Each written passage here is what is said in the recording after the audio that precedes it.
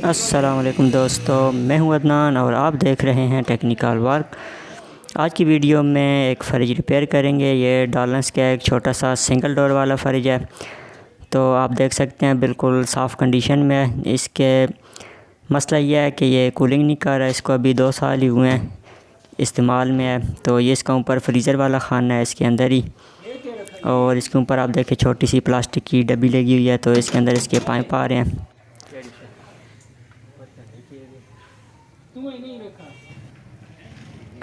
ये इसके पीछे स्पेसिफ़िकेशन दी गई हैं। डॉलन्स कंपनी का फ़रिज है और इसके कंप्रेसर आपको दिखाऊं तो छोटा सा इसमें कंप्रेसर लगा हुआ है, आप देख सकते हैं। तो इसमें पहले भी गैस का मसला था, तो इसकी पहले गैस फिल की हुई है। इसके मैंने दोनों पाइप उतार लिए हैं, ऊपर टेप की हुई है। ये इसका जो पाइप है ये सक्शन वाला पाइप है इसका, और पीछे ये जो आपको पाइप नज़र आ रही है इसका कंडेंसर वाला पाइप है। और इधर दूसरी साइड पे आपको दिखाऊं तो ये जो पाइप है ये इसका कंडेंसर का एंड वाला सिरा है जिधर फ़िल्टर लगा हुआ होता है, और ये इसकी कैपिलरी पाइप है। तो इसका फ़िल्टर मैंने उतार लिया है। इसका पहले भी गैस का मसला बना है, गैस फिल की थी लेकिन दोबारा लीक हो गई है। तो ये इसका सक्शन वाला पाइप है। इधर चार्जिंग लाइन लगा के इसको प्रेशर दूंगा। तो पहले इसका जो पानी वाला ट्रे है वो खोल लेते हैं। तो इसके आप देखें 2 पेच लगे हुए हैं, ये दोनों पेच खोलेंगे तो पानी वाला ट्रे बाहर आ जाएगा। इसको बाहर निकाल लेता हूँ।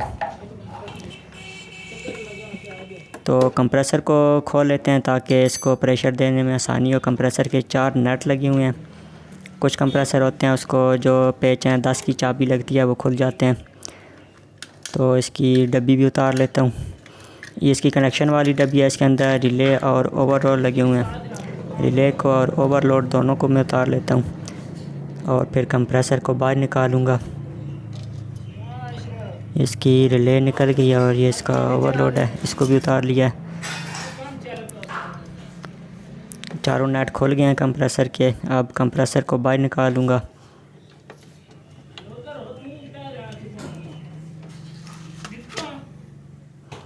ये इसकी पतरियाँ फिटिंग वाली दोनों निकाल ली हैं।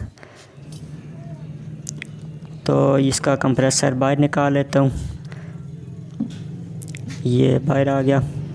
तो अब इसको प्रेशर देने में आसानी होगी। इसके आप दोनों पाइप देख सकते हैं, कंडेंसर वाला भी नज़र आ रहा है और सक्शन वाला पाइप भी नज़र आ रहा है। तो इसके सक्शन वाले पाइप पे मैं चार्जिंग लाइन लगाऊंगा। ये आपको पता है कि प्रेशर देने के लिए चार्जिंग लाइन इसकी लगाई जाती है। तो इसको कॉपर रॉड से इसका टांका लगेगा। तो अच्छी तरह से इसका टांका लगा दिया है। अब बारी आती है इसको प्रेशर देने की। इसका जो एंड वाला सिरा है वो ये है कैपिलरी वाला, तो इसको भी बंद कर दिया आगे से ताकि प्रेशर बाहर ना जाए। और मेरे पास ये एक वैक्यूम पंप है, कंप्रेसर है, इसको प्रेशर देने के लिए रखा हुआ है। तो इसको ऑन कर लिया है। अभी इसके साथ लो प्रेशर गेज, ये एक जो इसकी लीड है ये कंप्रेसर के साथ लगेगी और इसका दूसरा सिरा है वो लो प्रेशर गेज के साथ लगेगा। और फिर जो गेज वाला लीड का जो सिरा है वो लगेगा उस सक्शन पाइप के साथ। तो ये आप देख सकते हैं गेज के साइड पे लगा दिया है। और जो गेज का एंड वाला सिरा है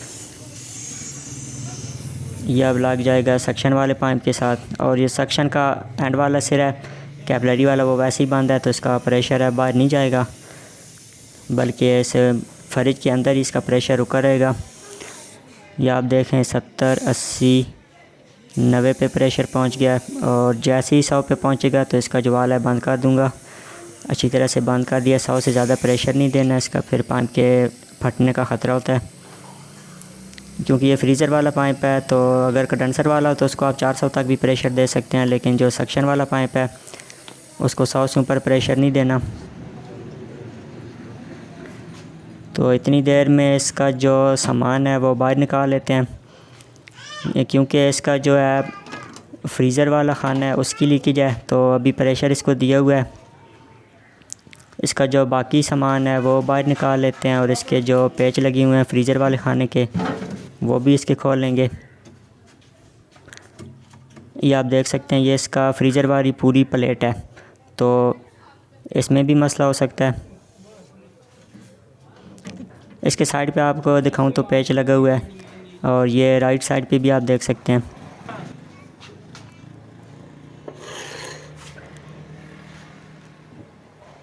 तो इसकी फ्रीज़र वाली प्लेट निकालनी है, तो इसके लिए फ्रिज को देखें लिटा दिया। इसके जो पेच हैं वो मैं खोलूँगा ताकि इसका जो दरवाज़ा है वो अलहदा कर लिया जाए। दरवाज़ा खोल लिया। अब इसके जो पेच लगे हुए हैं फ्रीज़र वाले वो खोलेंगे और नीचे से भी आप देखें सारा सामान निकाल लिया है बाहर।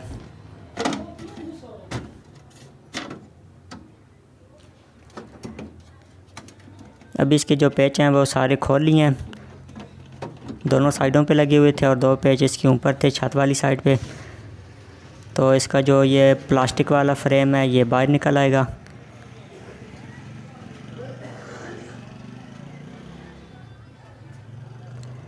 ये इसकी थर्मोस्टेट है साइड पे, थर्मोस्टेट। और थर्मोस्टेट का जो सेंसर है वो इस प्लेट के नीचे लगा हुआ होता है, वो भी मैं आपको दिखाऊंगा कि जब कूलिंग पूरी होती है तो ये फ्रिज ट्रिप कर जाता है। इसमें 5 से 6 घंटे तक प्रेशर रहेगा, उसके बाद फिर इसको चेक करेंगे। तो ये इसके पाइप नज़र आ रहे हैं, छोटा पाइप इसका कैपिलरी वाला, बड़ा जो है वो सक्शन वाला पाइप है। जी तो दोस्तों इसको तकरीबन 6 घंटे हो चुके हैं। तो इसका प्रेशर अभी चेक करते हैं और देखते हैं कि इसमें लीकेज हुई है कि नहीं। तो ये आप देख सकते हैं इसका प्रेशर कम हो गया। यही वजह है कि इसमें जब पहले भी गैस भरी थी तो कुछ दिनों के बाद इसकी गैस फिर ख़त्म हो गई। तो इसके अंदर लीकेज है जो कि सक्शन पाइप के अंदर है। क्योंकि नया फ्रिज है इसमें कंडेंसर तो इतनी जल्दी इसका लीक हो नहीं सकता। तो इसका जो मसला बना है वो सक्शन वाले पाइप से बना है, क्योंकि वो इसका सिल्वर वाला पाइप है। तो इसको अब खोलना पड़ेगा, इसकी जो बैक साइड है, क्योंकि इसका जो सक्शन वाला पाइप होता है वो बैक साइड के अंदर ही इसका फिक्स होता है। कोई भी फ्रिज हो उसका जो सक्शन वाला पाइप है वो बैक साइड से होके फ्रीज़र वाले खाने में जाता है। लेकिन जो बड़े फ्रिज होते हैं उनका जो सक्शन वाला पाइप और फ्रीज़र वो सारा एक ही सिस्टम होता है। तो उसमें पाइप नया नहीं डलता बल्कि पूरा फ्रीज़र चेंज करना पड़ता है। जबकि ये जो छोटे फ्रिज होते हैं इनका अलग से पाइप होता है। जैसा कि मैंने पहले दिखाया था, एक कैपिलरी वाला पाइप था छोटा, और जो मोटा पाइप है वो सक्शन वाला पाइप था जो ऊपर सक्शन के साथ जुड़ा हुआ है। तो इसको खोल के इसकी बैक साइड पे देखेंगे, क्योंकि इसका जो फ्रीज़र है वो ठीक है। इसका जो पाइप है उसी का मसला होगा जो अंदर फ्रीज़र वाले खाने में जा रहा है। क्योंकि ये फ्रिज बंद पड़ा था तो इस वजह से इसके पाइप कमज़ोर हो जाते हैं।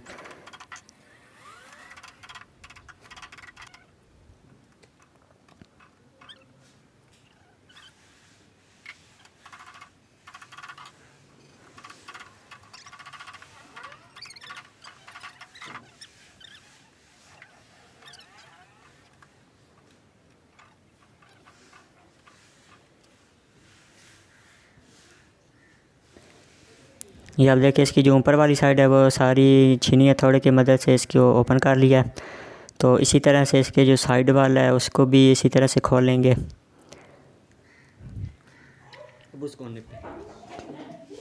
तो अभी इसके साइड पे मैं आपको दिखाता हूँ खोल के।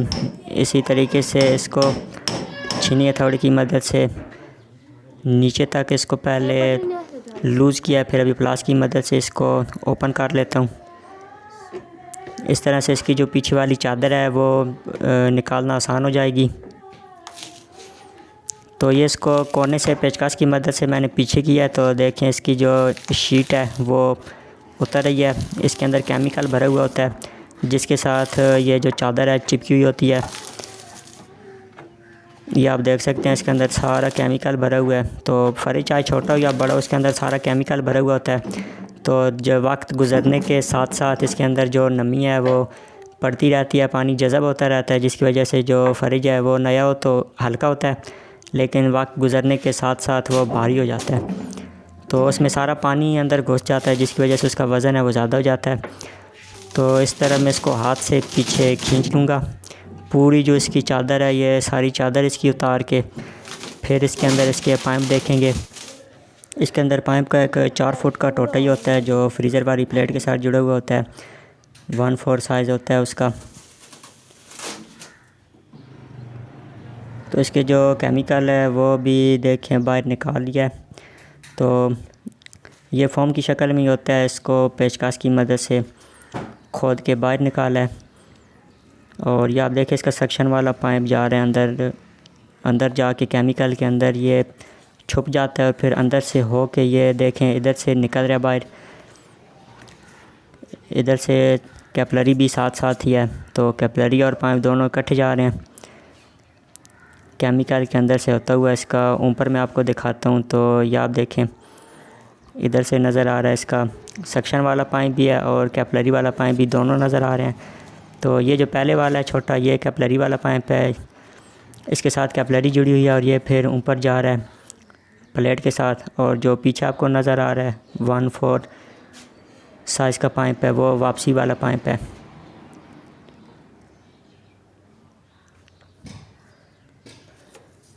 तो इसका प्रेशर देखिए आप काफ़ी डाउन हो गया। तो इसको मैं गेज को उतार लेता हूँ, क्योंकि इसका पता चल गया है कि सक्शन वाले पाइप में ही मसला है। क्योंकि इसका जो फ्रीज़र वाली प्लेट है वो निकाल के अलग रखी हुई है और सिर्फ इसके जो पाइप है सक्शन वाला उसको प्रेशर दिया है। तो इसको मैं तोड़ लेता हूँ अंदर से। और अभी इसका सक्शन वाला पाइप और कैपिलरी, ये दोनों पाइप इसके नए डाल के फिर ऊपर फ्रीज़र वाली प्लेट के साथ जोड़ दूँगा। तो इस तरह इसका जो सर्किट है वो मुकम्मल हो जाएगा।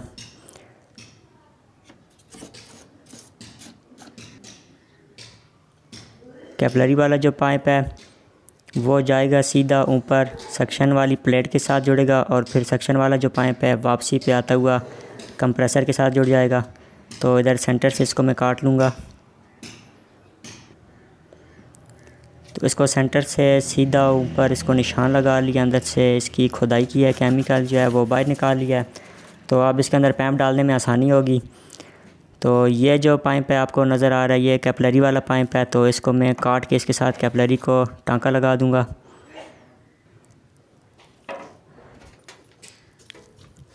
तो अंदर से इसको पाइप को बाहर निकाल के उसके साथ टांका लगा के फिर दोबारा जो फ्रीज़र वाली प्लेट है इसको जोड़ देंगे। ये आप देखें इसके 2 पाइप हैं, बिल्कुल इसी तरह दोनों पाइप नए डाल के इसको टांका लगा देंगे, जैसा कि पहले ये फ्रीज़र वाला पाइप इसके साथ लगा हुआ था।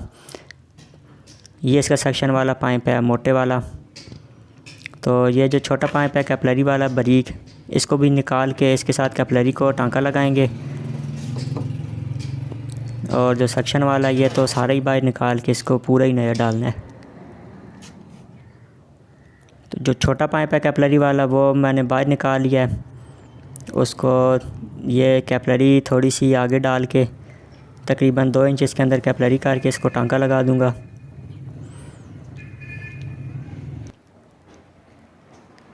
और ये इसको अभी मैंने टांका भी लगा दिया है और आपको मैं अभी इसको दिखाता हूँ बाहर निकाल के। तो यही वो पाइप है छोटा बारीक वाला जिसके साथ कैपिलरी को टांका लगाया है और ये अंदर फ्रीज़र वाली प्लेट के साथ जुड़ेगा। और फिर जो फ्रीज़र वाली प्लेट का वापसी वाला पाइप है वो उस 1/4 साइज़ के पाइप के साथ होके फिर कंप्रेसर के साथ आ जाएगा। तो इन दोनों पाइप को बिल्कुल इकट्ठा जोड़ के इसके ऊपर टेप करूँगा और नीचे इनको कंप्रेसर तक ले आऊँगा। फिर उसके बाद इसकी जो चादर है वो बंद कर देंगे। तो इसके लिए मैं इस टेप का इस्तेमाल करूँगा। ये टेप आप देख सकते हैं,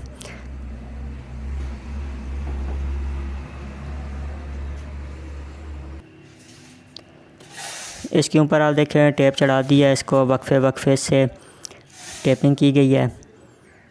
तो इसके ऊपर कली टेप कर दिया है। इससे यह है कि अब पैप आपस में जुड़ के रहेंगे और इसको पैकिंग करना आसान है। इसके ऊपर अब आसानी से शीट आ जाएगी। ये आप देखें कैपिलरी जो है इसके साथ आ रही है। तो इसका पाइप तकरीबन 5 फुट बनता है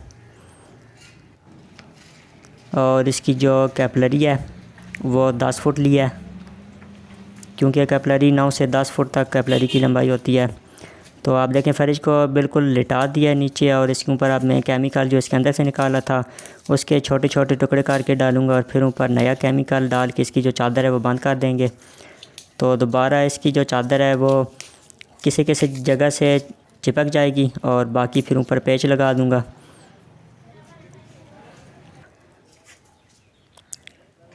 तो ये इसकी जो शीट है एक साइड पे इसको मैंने डाल दिया है।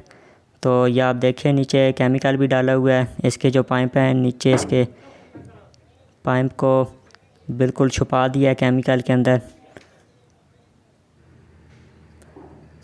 अब इसके फ्रीज़र की मैं आपको दिखाऊं तो ये जिधर से मैंने पाइप उतारे थे दोनों टांके दोबारा लगाए हैं, और इसके कैपिलरी वाला पाइप भी इसके साथ लगा दिया और सक्शन वाला भी। ये इसके आप ऊपर पेज जिधर से खोले थे ऊपर वाली साइड पे 2 पेज लगाए हैं, एक पेज इस साइड पे लगेगा और इसके 2 पेज राइट साइड पे लगेंगे। तो इसकी जो फिटिंग है ये मैं इसकी करके फिर ऊपर इसको पेज की मदद से टाइट कर दूंगा। जिस तरह से खोला था बिल्कुल वैसे ही इसको जोड़ देना है दोबारा। तो ये इसका थर्मोस्टेट का सेंसर है जो इधर इस प्लेट के अंदर होता है। जैसी कूलिंग पूरी होती है तो ये जो कंप्रेसर है ट्रिप कर जाता है।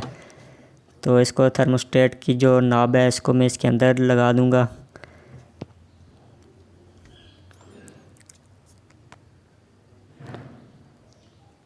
अब इस प्लास्टिक वाले सांचे को भी बंद कर दूंगा। तो इसको अंदर बिल्कुल लगा दिया है। पहले नीचे फ्रीज़र वाली प्लेट लगाई है, फिर इसके ऊपर इसका लगाया है प्लास्टिक वाला जो सांचा बना हुआ है फिटिंग वाला। इसके अंदर अब पेच लग जाएगा। ये राइट साइड पे इसका पेच है, ये भी लगा दिया है, और लेफ़्ट साइड पे भी लगा दिया है, और ऊपर वाले दोनों पेच लग गए हैं। तो इसकी जो फिटिंग है वो बिल्कुल मुकम्मल हो चुकी है। ये इसका पानी वाला ट्रे है, तो इसको नीचे लगाते हैं। ऊपर वाली प्लेट से जो पानी आता है वो इस ट्रे में इकट्ठा होता रहता है।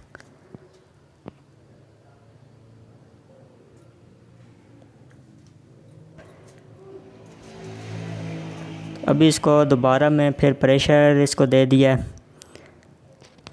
कैपिलरी को आप देख सकते हैं, कैपिलरी के आगे चार्जिंग लाइन लगा के उसको बंद कर दिया है बिल्कुल, और जो सक्शन वाला पाइप है उसके आगे भी चार्जिंग लाइन लगाई है, और इसके साथ लो प्रेशर गेज लगा के इसको प्रेशर दे दिया है। तो ये आप देखें बिल्कुल 90 के ऊपर इसको प्रेशर दिया है। तो अभी रात का टाइम है, इसको इसी तरह छोड़ दूंगा और फिर इसको सुबह चेक करेंगे, पता चल जाएगा कि दोबारा कोई लीकेज है कि नहीं है।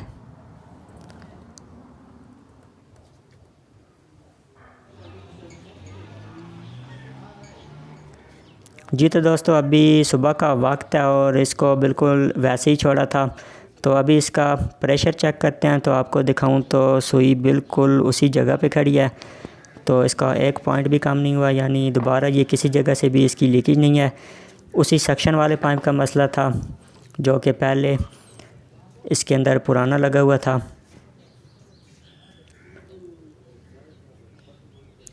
अभी इसका जो प्रेशर है वो मैं निकाल दूंगा। तो इसकी लीकेज की तसल्ली हो चुकी है, इसमें अब लीकेज का कोई भी मसला नहीं है। तो इसका प्रेशर निकाल के अब दोबारा जिस तरह से इसकी फ़िटिंग की गई थी उसी तरह से इसको फ़िट कर दूंगा। तो ये चार्जिंग लाइन का मकसद यही होता है कि इसको प्रेशर दे के चेक करना होता है। अभी मैं इन दोनों को उतार लेता हूँ।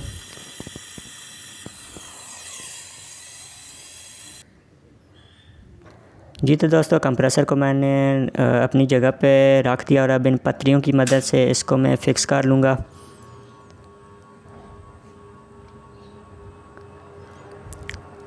तो ये 2 पत्रियाँ हैं, लेफ़्ट साइड पे और राइट साइड पे दोनों पत्रियाँ लगा के इसके ऊपर एक एक नट आता है और ये बॉडी के अंदर ही फिक्स हो जाएगा। तो इसके दोनों पेच अच्छी तरह से लगा दिए हैं, कंप्रेसर को फिट कर दिया अपनी जगह पे। अब बारी आती है इसके पाइप लगाने की।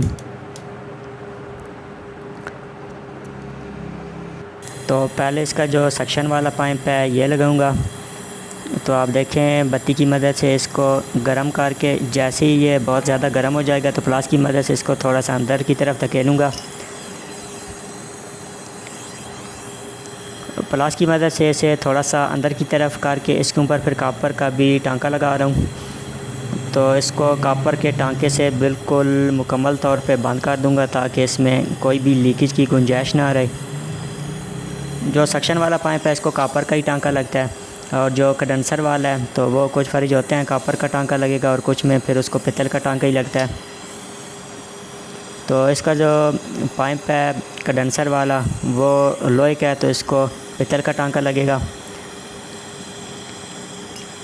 बिल्कुल इसी तरह इसे बत्ती की मदद से गर्म करना है। जैसे इसके कंप्रेसर वाला पाइप है वो हीटअप होगा, तो इसके कंडेंसर वाले पाइप को प्लास की मदद से आगे की तरफ धकेलूँगा। तो ये आप देखें थोड़ा सा अंदर इसका पाइप चला गया। अभी इसके ऊपर पीतल का टांका लगाऊंगा, जिससे ये मुकम्मल तौर पर कंप्रेसर के साथ जुड़ जाएगा।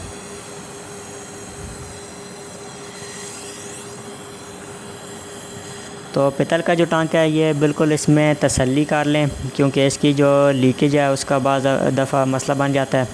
लेकिन जो कॉपर वाला टांका है वो ठीक ही होता है। तो इसको दोबारा प्रेशर दे के चेक किया जाएगा। सारे जो भी टांके हैं इसके चेक किए जाएंगे कि कहीं से कोई लीकेज नहीं है। जी तो दोस्तों इसको दोनों पाइप लगा दिए हैं, कंडेंसर वाला और सक्शन वाला, दोनों पाइप इसके कंप्रेसर के साथ लगा दिए हैं। अभी कंप्रेसर को चला के चेक करना है, तो इसके लिए मैंने इसकी रिले और ओवरलोड दोनों को लगा दिया है। और इसको कंप्रेसर को ऑन करके चेक करेंगे कि इसके टांके ठीक तरह से लगे हैं कि नहीं।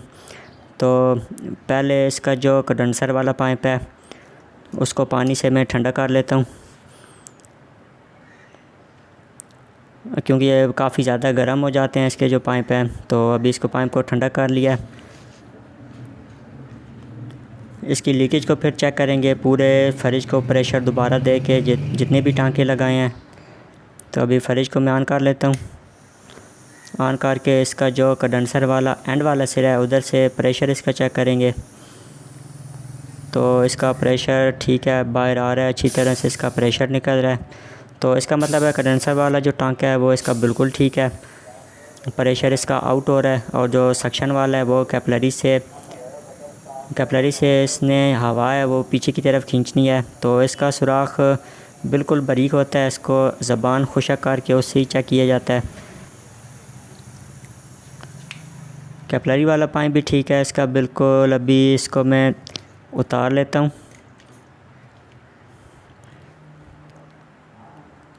कैपिलरी क्योंकि इसकी राइट साइड पे है, तो इसका जो कैपिलरी वाला सिरा है वो फ़िल्टर के साथ लगाना है, और फ़िल्टर इसका कंडेंसर के एंड पर लगा हुआ होता है। तो इधर फ़िल्टर वाली जगह इधर छोटा सा पाइप का टुकड़ा पहले लगा हुआ था, उसको मैं निकाल लेता हूँ। तो इधर नया 1/4 पाइप का टुकड़ा लगेगा, जिसके ऊपर फिर इसका फ़िल्टर वेल्ड करेंगे। फ़िल्टर का जो मोटे वाला सिरा है पहले इसका पाइप लगा लेते हैं। तो ये छोटा सा पाइप का टुकड़ा लिया है, इसको ऊपर चढ़ा के इसे पीतल का टांका लगाऊंगा, क्योंकि इसका जो अपना कंडेंसर वाला पाइप है वो छोटा है।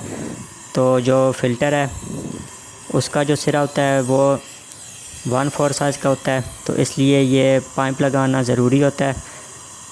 अब इसके ऊपर फ़िल्टर लगाना आसान है।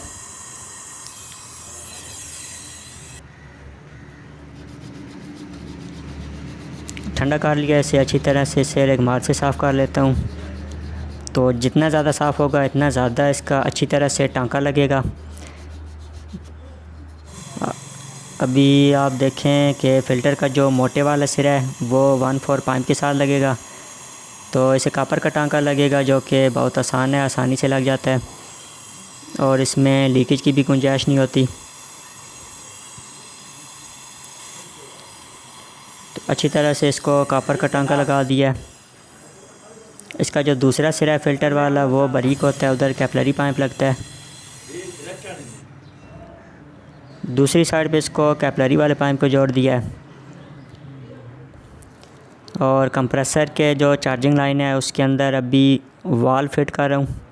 इसके अंदर एक वाल लगा हुआ होता है, जिस तरह के वैसे मोटरसाइकिलों में होता है। इस वाल को जब प्रेस करते हैं तो इसकी जो गैस है वो निकल आती है। तो इसके अंदर वाल लगा दिया है। अभी फ़िल्टर को पहले ठंडा कर लेता हूँ, फिर पूरे जो फ्रिज है उसको प्रेशर दूंगा लो प्रेशर गेज से। और इस तरह इसके जो टांके हैं, कंडेंसर वाले पाइप का टांका है वो भी चेक करेंगे, सक्शन वाले पाइप का चेक करेंगे, चार्जिंग लाइन वाला चेक करेंगे, और जो फ़िल्टर के साथ दोनों टांके लगाए हैं वो भी चेक करेंगे। यानी मुकम्मल तौर पर इसके जिधर जिधर टांके हैं वो सारे चेक करके उसके बाद फिर इसमें गैस लगाएंगे।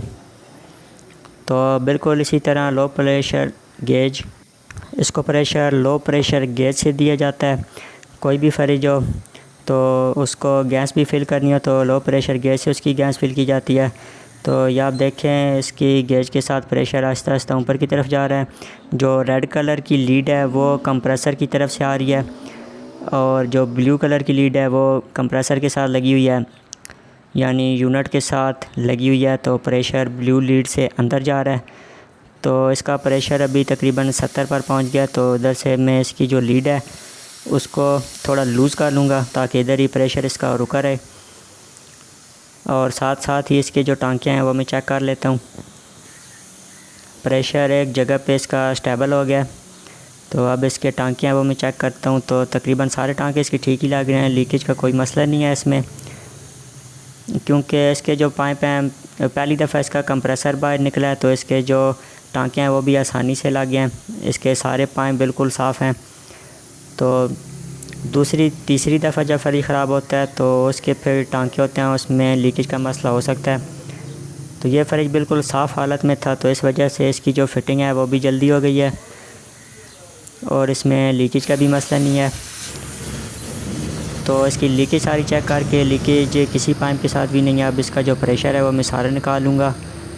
प्रेशर निकाल के यही जो रेड कलर वाली लीड है इसको मैं कंप्रेसर के दूसरे पाइप के साथ लगाऊंगा। बिल्कुल इस तरह से ये इसका वैक्यूम वाला पाइप है। तो इसका जो अंदर सारी हवा है वो बाहर निकल आएगी, कंप्रेसर अपनी तरफ खींच लेगा। वैक्यूम करने के लिए कंप्रेसर का जो दूसरी चार्जिंग लाइन है उसको बंद करना पड़ता है। अभी वैक्यूम हो चुका है। तकरीबन 5 से 7 मिनट तक इसको वैक्यूम किया जाता है और 5-7 मिनट तक वैक्यूम करना चाहिए अच्छी तरह से। वैक्यूम करके इसके बाद अब इसमें बारी आती है गैस भरने की। तो ये जो सिलेंडर है गैस वाला R134A, ये इसके अंदर फिल होगी। जो दूसरे इन्वर्टर फ्रिज होते हैं उनमें R600 गैस भरी जाती है। तो इसका जो कंप्रेसर है इसमें R134A गैस भरनी है। तो अभी उधर से जो सिलेंडर का जो वाल है वो खोल दिया है और गेज को जैसे ही खोला है तो इसका जो प्रेशर है वो कंप्रेसर की तरफ जा रहा है, यानी गैस है कंप्रेसर में जा रही है। अभी इसका प्रेशर 50 तक पहुंच गया तो इसको बंद कर दिया है। क्लैप मीटर लगाऊंगा, इससे अब मैं फ्रिज को ऑन करके इसे एम्पेयर भी चेक करेंगे। तो दोस्तों जैसे ही फ्रिज को ऑन किया आप देखें इसकी जो सुई है वो भी नीचे की तरफ आ रही है और बिल्कुल अच्छी तरह से ये काम कर रहा है, ऑन हो गया। अभी इसमें गैस जा रही है। तो आहिस्ता आहिस्ता इसकी जो सुई है वो नीचे आना शुरू हो जाएगी। जैसे ही सुई 0 पे पहुंचेगी दोबारा इसका जो गैस का प्रेशर है वो मैं खोलूँगा और बिल्कुल आहिस्ता आहिस्ता से इसमें गैस भरी जाती है। कोई भी फ्रिज हो थोड़ी थोड़ी करके इसमें गैस भरें। एक ही दफ़ा इसका जो प्रेशर है वो नहीं खोलना चाहिए, इससे कंप्रेसर है तो उसका जो पंप है उस पर काफ़ी असर पड़ता है, वो ख़राब होने का ख़तरा होता है। तो बिल्कुल आहिस्ता आहिस्ता इसमें हमेशा बिल्कुल आहिस्ता आहिस्ता ही गैस भरनी चाहिए। इससे ये होगा कि जो जितनी ज़रूरत होगी कंप्रेसर खींचता जाएगा और फिर जैसे ही इसकी गैस पूरी हो जाएगी तो वो आप इसकी कूलिंग से भी अंदाज़ा लगा सकते हैं और जो फ्रिज है वो ट्रिप कर जाएगा। तो ये छोटे फ्रिज हैं, इनका यही फ़ायदा होता है कि जैसे इनकी कूलिंग पूरी होती है तो ये ट्रिप कर जाते हैं। अगर किसी वजह से ये ट्रिप ना भी करें तो इसका जो सक्शन वाला पाइप है वो हल्का हल्का ठंडा होना स्टार्ट हो जाता है। इससे पता चल जाता है कि इसकी गैस है मुकम्मल हो चुकी है। तो जैसे इसकी सुई 0 पे आई है दोबारा इसका मैंने थोड़ा सा प्रेशर बढ़ाया है। तो अभी इसकी सुई आप देखें एक जगह पे बिल्कुल खड़ी हो गई है। तो मज़ीद इसकी गैस नहीं देनी बल्कि अब इंतज़ार करना है। तकरीबन आधा घंटा 40 मिनट लगेंगे तो इसकी जो गैस है वो मुकम्मल हो जाएगी और ये ट्रिप कर जाएगा। गेज के मुताबिक तो इसकी जो गैस है वो मुकम्मल हो चुकी है। तो वैसे तसल्ली के लिए इसको चेक करना है कि ये कितनी देर बाद जाके ट्रिप करता है, क्योंकि ये नया फ्रिज है और छोटे साइज़ में है तो ये जल्दी ट्रिप कर जाते हैं। और जो वैसे बड़े फ्रिज हैं तो उनको आप अगर चेक करें तो हो सकता है दूसरे दिन जाके वो ट्रिप करें। तो इस वजह से उनकी जो कूलिंग का अंदाज़ा है वो उनके नीचे वाले खाने में सिल्वर की जो प्लेट होती है उससे लगाया जाता है। जब उनकी गैस मुकम्मल हो जाए तो नीचे वाले खाने में सिल्वर वाली प्लेट होती है, उस पर हल्की हल्की बर्फ़ आना स्टार्ट हो जाती है। तो उससे पता चल जाता है कि इसकी जो गैस है वो मुकम्मल हो चुकी है। और उसका सक्शन वाला पाइप है वो थोड़ा थोड़ा ठंडा होना स्टार्ट हो जाता है। तो इस हवाले से भी मैंने चैनल पर वीडियो बनाई हुई हैं कि गैस किस तरह से फिल करते हैं। वो आप अगर देखना चाहते हैं तो चैनल विज़िट करके वो भी वीडियो आप देख सकते हैं। और वीडियो अच्छी लगे तो लाइक कर दें और चैनल को सब्सक्राइब करें ताकि इस तरह की मज़ीद टेक्निकल वीडियो का नोटिफिकेशन आप तक पहुंचता रहे। अपना ख्याल रखिएगा दोस्तों। अल्लाह हाफिज़।